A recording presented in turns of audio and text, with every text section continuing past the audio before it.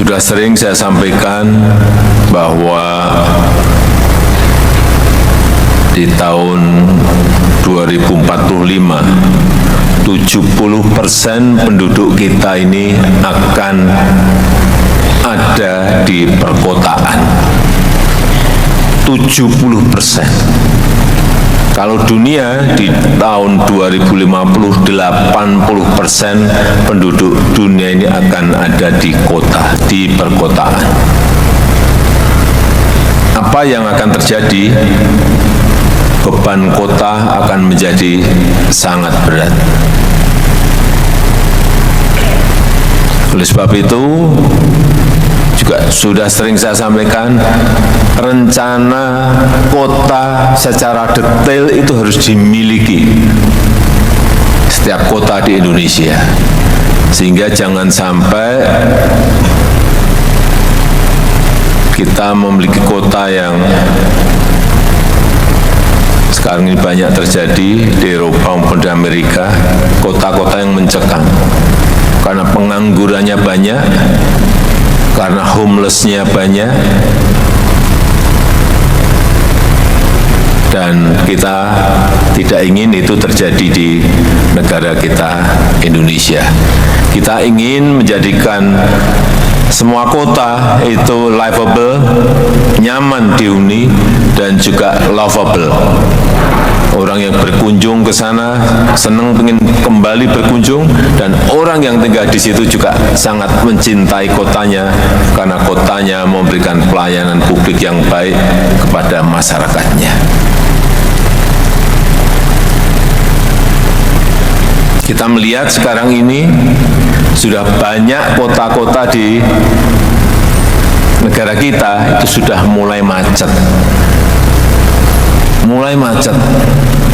Pak Wali Kota Balikpapan udah macet. Sudah.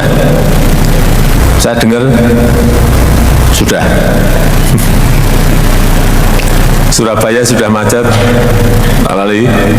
Sudah. Sampun Pak, sudah.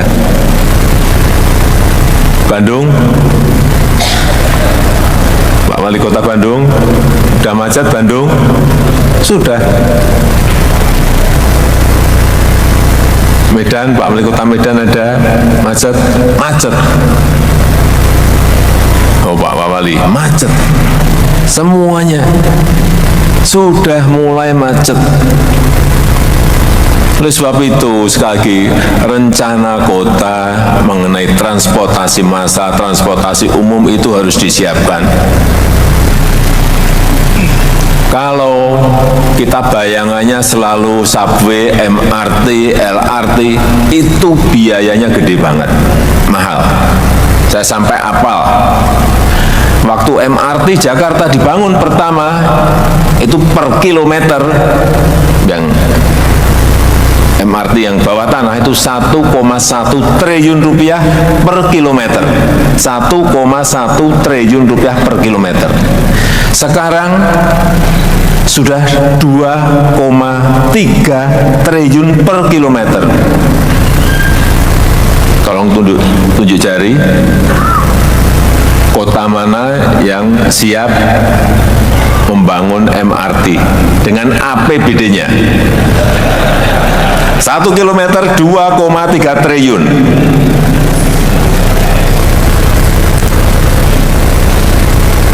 Kalau LRT yang kita bangun di Jakarta, yang kita bangun sendiri, dengan gerbong yang kita buat di Inka, itu kurang lebih 600 miliar per kilometer. Siapa yang sanggup? Ada kota yang APBD-nya sanggup? Tunjuk jari. Saya beri sepeda. Enggak ada yang mampu. Apalagi kereta cepat. Kereta cepat itu juga justru lebih murah dari yang subway. Kereta cepat itu 780 miliar per kilometernya. Oleh sebab itu sekarang ada barang baru yang namanya ART, Autonomous Rapid Transit. Tidak pakai rel, tapi pakai magnet. Bisa 3 gerbong, 2 gerbong, 3 gerbong, atau 1 gerbong. Nah, ini jauh lebih murah. Nanti kalau ada yang APBD-nya memiliki kemampuan, tolong berhubungan dengan Pak Menteri Perhubungan.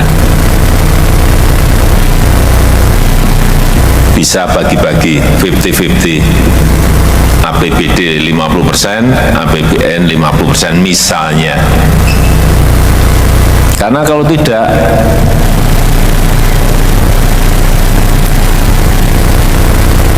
(10, 20) tahun yang akan datang semua kota akan macet.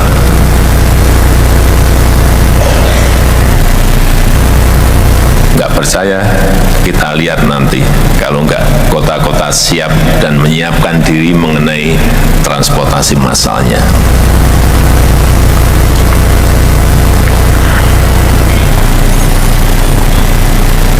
Yang kedua, yang berkaitan dengan kota masa depan itu seperti apa? Banyak di antara kita masih banyak yang keliru bahwa kota masa depan itu harus kota modern yang banyak pencakar langitnya, banyak yang high rise buildingnya.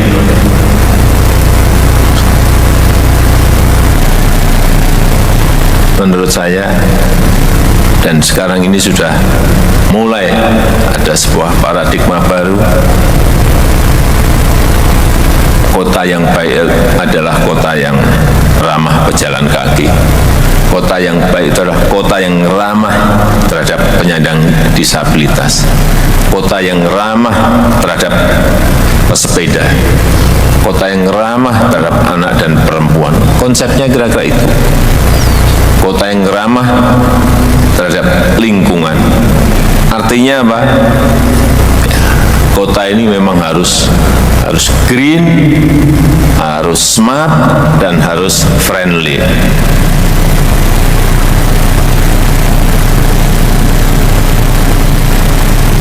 Jangan sampai membangun kota semakin banyak beton yang didirikan.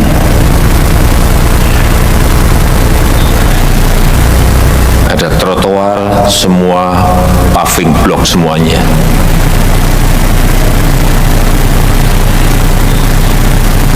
Ada mestinya sekarang ini penggunaan paving grass akan lebih baik, akan lebih hijau.